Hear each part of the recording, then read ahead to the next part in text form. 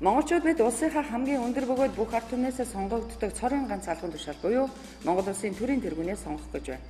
Монгол улсын ерөнхийлөгч хэн болох энэ суудалд хэн суухаас бидний монголчуудын эв нэгдэл үнцийн үнэлэмж, аюулгүй байдал, шүүх засаглал, улсын маань ирээдүйн хөгжил, гадаад нэр хүнд гээд олон зүйл хамаарна.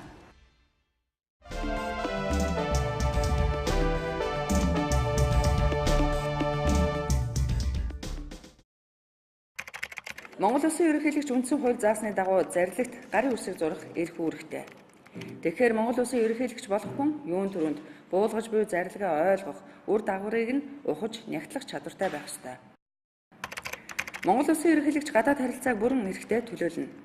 Тэгвэл ерөнхийлөгч болох хүн олон улсад улсынхаа нэр хүндийг унахааргүй, үн хүндтэй, боловсрол мэдлэгтэй, гологдохооргүй хүн байх ёстой. Монгол улсын ерөнхийлөгч зэвсэгт хүчнийг командлна. Тэгэхээр ерөнхийлөгч болох хүн болчимгүй, болгоомжгүй үйлдэл хийхгүй, өдөөн турхирдаггүй, оюуны болон хүмүүжлийн сахилга баттай хүн байх ёстой. Монгол улсын ерөнхийлөгч хууль санаачлах хэрэгтэй байхаар хуульчилсан. Хууль гэдэг бол ард түмнээр сахин мөрдүүлдэг, ард түмний амьдрал дахь төрийн оролцоо зохицуулалт юм а. Тиймээс ерөнхийлөгч болох хүн хууль санаачлах чадвар, санаачилсан хуулийнхаа үзэл санаа үр дагаврыг сайн ойлгох, ухамсарлах чадвартай байх ёстой юм.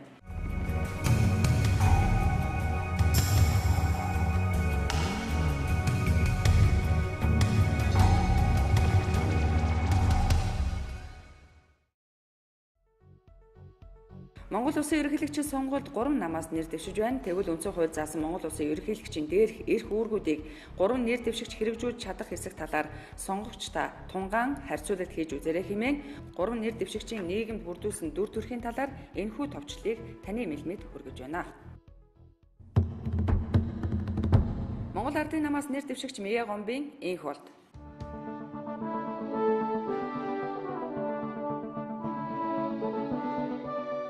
Түүнийг хийгүй улс төрч хээгүй эр хүн, дээсэр бол эрчин чангарч байгаа хүн гэх мэтээр тодорхойлдог. Тэр төрийн ажлыг багаас нь эхэлж шат шатаар ахиж чадвар туршлага хуримтлуулсан нэгэн. Өөрөөр хэлбэл сразу же майор биш, шууд дээшээ ойчсон цагаан захтан биш. Тэр хинээс ч өшөө аавна гэж өсөрхөж хүчний байгууллагуудыг ашиглаж шоронгоор айлгахгүй. Хэн нэгнийг ивэж илүү гаргаж ард түмнээ алагчлахгүй гэж нөхд нь үнэлдэг. Төрийн ажилд төрийн өмнөөс улсын ажилд улсын өмнөөс шийдвэр гаргадаг, нуруутай ханддаг гэж улс төрчид үнэлдэг. Бусдыг гайхалтай сонсдог бөгөөд хэл амаар дурамжлан элдвэр хэмлэж байсан ч ёр бусын хүлээцтэй ноён нуруутай байдгаа гэж парламентчид үнэлдэг. Харин эвийг хичээдэг, эвдэрлийг сүрдэг, боловсралтай, туршлагатай бэлтгэгдсэн хүн гэж ард түмэн үнэлж байна. Би энэ хуулиар нэг хичээл мэргэжтэй юм. Ер нь багаас нь мэднэ. Тэр сургууль сурж явах юм байсан. Би өөрөө инженер эдийн засагч, төлөвлөгч, зөвлөлт, давхар төлөвлөгч байсан. Тэгээ энэ мэргэжлийг ер нь Монгол улсын жолоор дандаа эдийн засгийн мэргэжлээр усууд өгч байсан шүү дээ. Нэг тийм нэг хийгүн тулхтай хүн гэж байдаг. Нэг тийм хүн гэж боддоо. Нэг хал солиороод байхгүй тийм. Одоо замын намын лидерчүүд одоо содиотаа галзуу биш юм ярьж шүү дээ. Энэ хүний тэгж байгаагүй сараа. Тийм. Тэгэхээр доолтол энэ хүмүүс бас цаана бол энэ хүмүүсийг бас төсөж байгаа тийм одоо манай эртний одоо тийм ахмад тийм одоо тийм намын одоо гişэд байж шүү дээ. Энэ хүмүүс их зөвлөдөг юм шиг байна. Энэ зөвлөгийг энэ мундаг авдаг юм шиг байна. Хэрвээ толгой тархины ажиллах хүмүүсийг үгүй авахгүй шүү дээ. Тэр нэг авдаг юм шиг боддог юм. Бидний бидний одоо алдсан гол алдаа бол энэ тентгийн ирээвэр янз бүрийн хүмүүсийг мэдлэгтэй чадвартай ийм хүмүүсийг одоо сонгохгүй зарим нь одоо мөнгөний сургаа энэ төр одоо сонгож ингэж хөдөлсөний урсгаар одоо Монгол улсын юм биш. Тэрнээс ийм болохгүй байсан. Тийм учраас одоо хүмүүсийг нэг жигт нь гаргаж өгөө гэж л урайх байна. За энэ хуудаар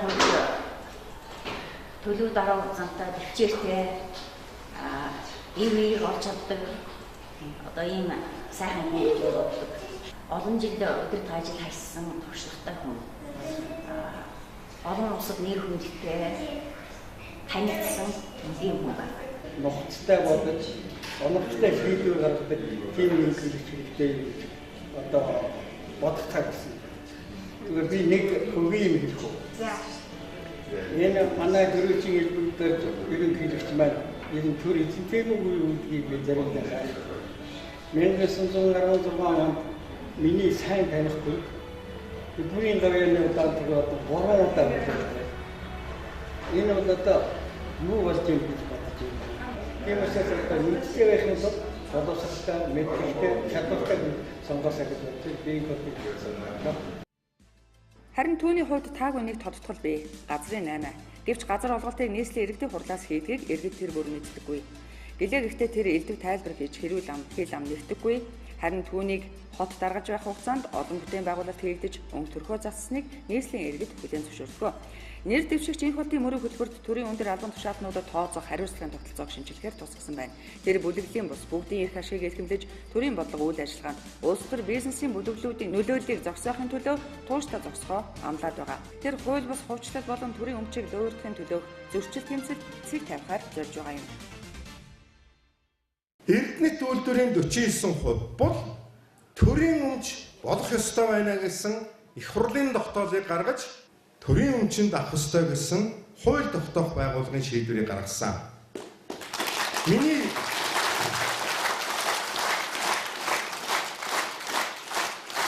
эдгээр үнэлэлт дүгнэлт шийдвэрүүд бодиттой ажил болж хэрэгжиж чадахгүй байгаа юм аа. Энэ бол шүүх хууль эрх мэдлийн байгууллагууд асуудлыг шудраг үнээр нь шийддэггүй хөндлөнгийн нөлөөнд автагддаг явдалтай шууд холбоотой. Ардчилсан намаас нэр дэвшигч Халтмаагийн Баттулга. Загалмайлсан эцэг Женко, мафийн толгойлогч 4 их нэртэй ир, Төрөмгийн Луурчин гэх нэр хочууд түүнийх. Бас сайн шандын аж үйлдвэрийн паркын болон төмөр замын бүтээн байгуулалтаас алга болсон олон сая долларын хэрэг, Баянгол, Талхчихэр, Махимбэгс зэрэг төрийн халаас суульсан хууль бус хувьчлалууд, Сонжин болдог эко майдар зэрэг хятад эзэнтэй төслүүд, 200 хүний толгойг тасдаж тойрч бүжиглэх тухай олныг хэрэгтгийлсэн өдөөн түрхэрсэн нэвтрүүлэг, бас Эрдэнэтийн 49% хууль бус хувьчлал, 5 толгойн төлөөг тэмцэл, түүнийг хувьдаа авахын төлөө иргэний хөдөлгөөнийхнийг шүгэл үлээлгэн төрийн ордон руу лойж шидүүлж боошиг нүдүүлж байсан жагсаал гээд олон үйл явдал ёс бус үйлдэл, гэмт хэргийн шинжтэй үйлдэлүүд, олонний амд амжсан ярианууд Баттулгаар овогдгоо. 2008 онд за Баттулга зам тээврийн сайд боллоо. За энэ дээр ийм ажил хийн шүү. Би одоо өрөөндөө уулзаад хэлж ийсэн да.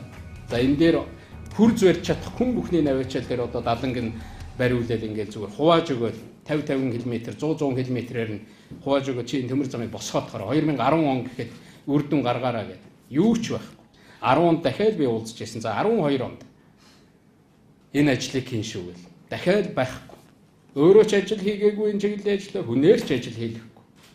2013 оны одоо жилийн өмнөх засгийн газрын хурал дээр ороод би хэлж ирсэн. Битгий шалтгаан тоочоод санаа алдаад суугаад бай. Битгий энэ ажлыг уяад. Би ганц их сайдыг загнажсэн Баттулга сайд хандаж үг хэлж ирсэн. Хүмүүс санаж байгаа баг. Үргэлж сануулж ирсэн. Өөрөө л хийх ёстой энэ ажлыг. За тэгээ бүр болохгүй болохоор 2012 оны сонгуулийн дараа би хэлж ирсэн. За энэ үйлдвэрлэл нөгөө сайн шандын аж үйлдвэрийн парк гэдэг энэ ажлаа Баттулга чи хий. Чи ер нь үйлдвэрийн хөдөө аж ахуй хариуцсан сайд энэ дээр дэмжийа. Одоо нөгөө сайн шандын аж үйлдвэрийн парк хаана байна? Юу хийгдэв тэнд? Дахиад энэ үйлдвэрлэлийн асуудал байхгүй. Энэ бүх боломж бол өөрт чинь байсан шүү гэдгийг энд хэлэх хэрэгтэй. Тэгээ өөрөөс чинь болвол улсууд иргэд бол хариуцлага нэх хэрэгтэй. 2017 оны 6 дугаар сарын 16-ны өдөр дугаар 6393 шаардлага хөрвүүлэх тухай Монгол улсын ерөнхийлөгчийн сонгуульд ардчилсан намаас нэр дэвшигч Халтмаагийн Баттулга таныг офшор бүсэд Camex LLC, Camex PTE, Best State, Cores, TNE зэрэг компаниудаар дамжуулж Монголын уул уурхайн баялагийг гадаадынханд шилжүүлэх үйл ажиллагаа явуулж байгаатай холбоотой үндэслэл бүхий мэдээллүүд байна. Манай ардчилсан намаас нэр дэвшиж байгаа Халтмаагийн Баттулга дээр офшор данстай холбоотой 1.1 тэрбум долларын хөрөнгөтэй хамгийн багадаа гэдэг ийм мэдээлэл гарч ирж байгаад бол харамсалтай байна. Өнөөдөр ардчилсан нам болов шударга ёсыг дээдлэх ёстой. Хууль сахих ёстой. Энэ хүн өнөөдөр өөрийнхөө хөрөнгө оруулгын мэдүүлэг дээр яагаад энэ офшорын хөрөнгөө нууж дарагдуулсан юм бэ? Ардчилсан намаас шударга хүн гарах ёстой. Хөрөнгөө нуудгүй хүн гарах ёстой. Яаж 1.1 тэрбум долларын багадаа хөрөнгөтэй болсныг нотлох ёстой. Тэрбум долларын Чингис бонд гэж авсан. Одоо улс орноо тэрийг төлж чадахгүй сая Дампуурлын ирмэгт ирээд сая энэ олон улсын валютын сан гэдэг байгууллагаас улсын их хурлаараа бүр тогтоол шийдвэр гаргуулж байж одоо тэр хүүгийн төлж байгаа шүү дээ. Магийн Баттулга тийм ийм улс байхгүй мөнгийг өөртөө ингээд байлгаад тэр нь бол мэдээж одоо Монголын банкнд бол байхгүй. Тэгэхээр энэ хүн үнэхээр хэмжиж байгаа офшорын эсрэг байгаа юм бол өөрийнхөө 1.1 тэрбумыг буцаад Монголд оруулаад байна. Улсын хурл 1999 оны 7 дугаар сард хувьчиж үл болох эд хөрөнгийн жагсаалтыг гаргаж байсан бөгөөд тэрхүү жагсаалтанд орсон байсан мах импексийг ердөө дараа сард нь буюу 8 дугаар сард Баттулга хууль бусаар хувьчиж авсан байдаг. Тодорхойлбол Эрдэнэ үйлдвэрээс Оросын холбооны улсад цахилгааны төлбөрт өгөх байсан 3 сая доллараар мах импексийг хувийн болгож чаджээ.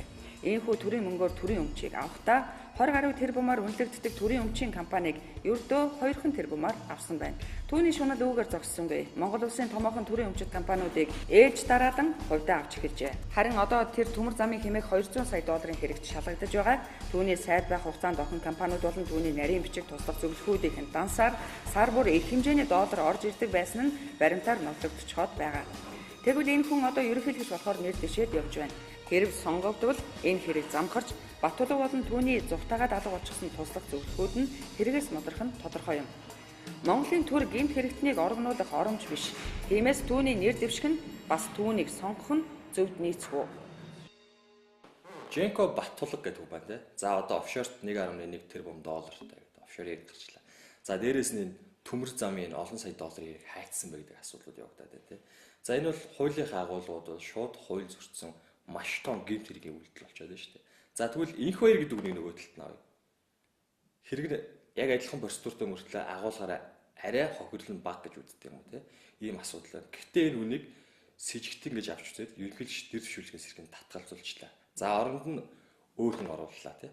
Босоо гэдэг төр очтой үнийг оруулчлаа. За Баттулга гэдэг хүндлэлүүд хамгийн ариун хүн гэж өөрийгөө тодорхойлоод нэр дэвссэн чинь бүртгээд авчижээ. За энд ямар процедурын алдаа явагддаг гэдэг яагаад бид нар одоо хүртэл энийг олж харахгүй байна гэдэг л асуудал байна. Тэгээ энэ үн чинь асуудал нь илрээд ирэнгүүт өөр чиглэл рүү дорж зодог гэдэг хүнийг оруулж ирэл нэг жүжиг тоглуулаад тэр нэг сэтгүүлчийг оруулж ирэл жүжиг тоглуулаад ард түмний анхаарлыг өөр дэш сануулад байна шүү дээ. Энэ бол сонгуулийн нэг хэдэн хугацаанд яаж хийж байгаад би өнгөрөөч хөвөл гэдэг нэг асуудал явагдаад байна. Ард түм энийг л олж харах хэрэгтэй. Тий. Шудраг өрсөлдөө шудраг байл гэдэг эвтэй байцгаал гэдэг. Яагаад дотор нь энэ хүн орж ирж хагаралдуулаад байна. Энэ хүний хэрэг ойлгомжтой учраас хэрвээ төрд гарах юм бол бүх хэрэгүүдээ булзааруулна. За дээрэс нь одоо спонсорлогчдынхаа гар хөл болж байгаа учраас үйл ажиллагаа Монгол орнд даяар явагдана гэсэн үг шүү дээ. Одоо энэ атосны байгууллагууд одоо Бачуулан гэдэг хүн. Тэгээд яг би бол очиж ирсэн тийм. Бас их зөв одоо ард түмний онц төв зөвлөхөд байгуулад авчирээс Монгол тэмцээн дээр би ихний үед очсон юм. Очоод бас тэрний өдөрт зөвлөлт нь ороод нэг шиг яваад гисэн. Тэгсэн сүүл рүүгээ яриад гисэн чинь энэ Бачуулан гэдэг хүмүүс нэгээс одоо бас одоо тэр офшорчдын хүүхэлтэй байдаг. Саяхан мэдлэлтэй тий. Одоо хүүхэлтэй байсан юм байна. Энэ офшор чинь ерөнхийдөө тэгээд өдөрт зохион байгуулж байгаа энэ офшорыг нээсэн хүмүүсийн дээр бид энэ Женко Баттулга тэр одоо сахны эрдэнэл гэж яриад. Энэ хүмүүс чинь толгой хүмүүс юм гэж ойлгосон шүү дээ. Энэ хулгайч бариараа гэдэг шиг жирийн хүн чинь хулгайч бариараа гэж хэлдэг юм байна. Тэгээд хулгайч бариараа гэдэг илчил өөрөө болчт юм байна. Гэхдээ тэрийн шиг одоо энэ Баттулга дөхөсний хөрчөөс офшор гэж яриад байсан чинь сүйдээ офшор инженерийн загас найсаг баг энэ хүн юм шиг ойлголт төрсөн шүү дээ одоо. Уул болчихмоо юм. Хүн мэн наслахгүй шүү дээ. Түм наслахгүй шүү дээ.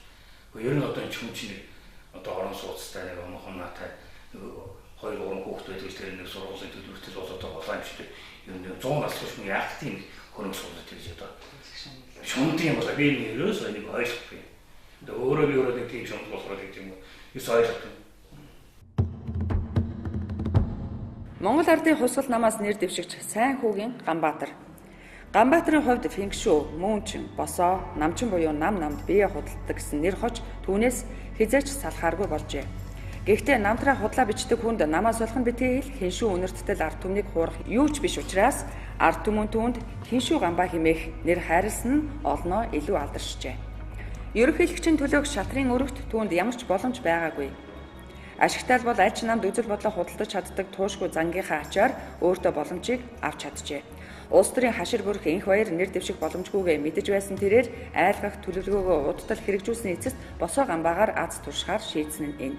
Гамбааг нэр дэвших болсныг дуулаад гадны хөрөнгө оруулалтууд хүртэл гацчихсан байгаа нь нууц биш юм. Түүний хувьд нөгөө хоёр нэр дэвшигчийг бодоход уран гоёор илтгэж ярьж чадна. Гэвч худлаа ярьдаг хийдэг биш хэлхээс өөр шийдгүйг нь ард түмэн мэдэх болсон. Басгүй түүний иргэний хөдөлгөөний нэрээр уул уурхайн компаниудыг илгээдэж авилга авдаг байсан нь ч мөнийхэнтэй холбоотой байсан ч олон тодорхой болж сонгуулийн сурталчилгаанд мөний шашнаас 50 сая доллар авсан бичлэг хаа сайгүй тавигдаж ард түмэнд жигшигдэх болжээ. Бидний ажлыг ихүүлсэн хүн байна гэдэг одоо бүр ингэж ерөнхийдөө биш юм байна. Ерөнхийдөө би цаашдаа оронтой бас лидерт бол маш том юм болно. Болчихсон бол ерөөсөө бид нар маш том хамгаалтанд орно гэдэг нь ерөөсөө Bizim için nerede? Türümdü ki yoğurdu. Bir hafta bayırla işler bayırla. Bayırla işler. Nerede çekildi? O da mini sistemi yapıyor. Mini sistemi çini sistemi yapıyor. Benim tam da tabii yoğurdu yani. Tabii hamur tutuyor aslında yok kadar. Benim bunu tutuyor biraz şey yok canım. Orası da bakın yarana tutuyor ya sanki tirig yarada. Orası yolda da sorun. 그거 말씀하시고 기금도 이번에 뭐 크게 도움이 되실지는 모르겠으나 한국 돈으로 5천만 원을 준비를 해왔습니다. 앞으로 좀 서로 도움 좀 많이 부탁드립니다. 그게 내가 되는 것도 이제 정부도 저쪽에서 좀 다들 단된 거 엠질 도스에 때 그때 이제 저작수 모델을 대세워 오는 거 단도 작세마 근데 엠질 도스에 되게 따라따라 삐뚤어서 내가 뒀습니다 그래서 있잖아요.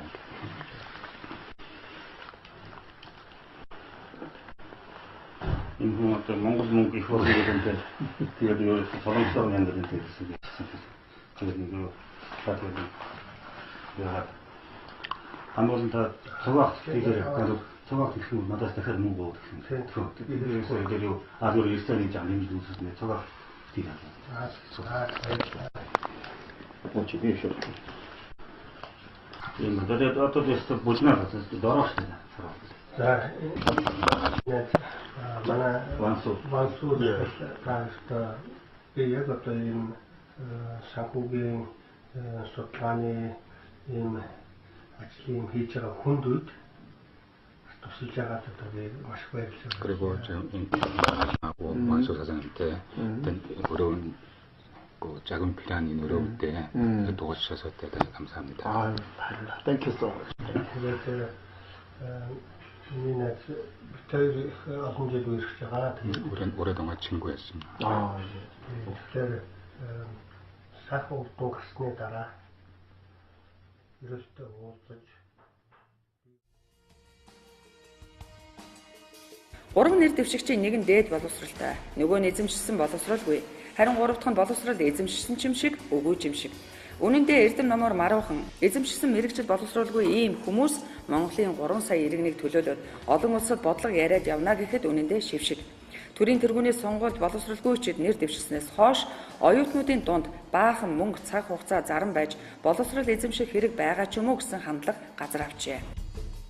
Би Монгол Улсын их сургуульд хэрэглээний шинжилгээ инженерийн сургууль салбар сургууль сурдаг. Тэгээ миний 1 жилийн төлбөр болохоор 2.5 сая төгрөг. Тэгээ сургуулийн суурьаар амжтайг нэлээд 2 сая 700 мянган төгрөг болдог. Тэгээд ойролцоогоор 4 жилийн хугацаанд сурахаар 8-9 сая төгрөг. Тэгээд хэрэглээний ноутбук, дэвтэр, ном, замын зардал гэх мэт зүйлстэй нэлээд 15-аас 20 сая төгрөгөөр сурж байгаа. Одоо би 3 дугаар курс дараа жил төгснө. Тэгээд төгсгөд бас дипломын ажил бичин, судалгаа шинжилгээ хийн гээд маш олон зүйл хэрэг болдог. Тэгээд би яагаад энэ бүхнийг ярьж ийн вэ гэхээр энэ одоо сонгуул болж байгаа, энэ сонгуул нэр дэвшиж байгаа хүмүүс ямар ч тийм боловсралгүй, мэдлэггүй хүмүүс дэвшиж байна. Тэгээд энэ хүмүүс одоо олон улсын хэмжээний зүйл гараад бидний төлөөлөөд явах гэхээр боловсрал мэдлэггүй байна. Яагаад заавал боловсрал мэдлэггүй хүмүүс дэвших гэж. Тэгээд бид бүгд энийг сураад хэрэг байна уу? Ингэж их мөнгө зарж, сургууль сурна, цаг хугацаагаа өрнө.